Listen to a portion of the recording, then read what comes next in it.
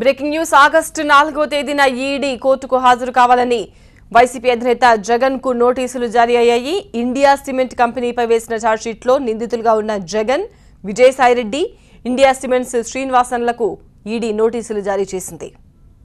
ED నోటీసులకు సంబంధించిన మరిన్ని వివరాలు మా ప్రతినిధి విజయ్ అందిస్తారు. విజయ్, కేసులో ఇండియా సిమెంట్స్ పై దాఖలు చేసినటువంటి సిబిఐ ఛార్జ్షీట్ ను ఈడీ కోర్టు పరిగణలోకి తీసుకుంది.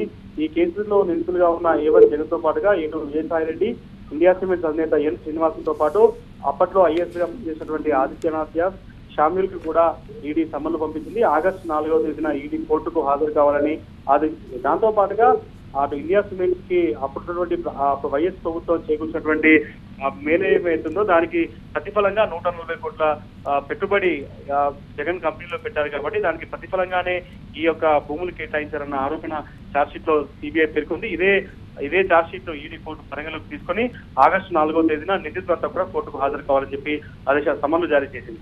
రైట్ విజయ్.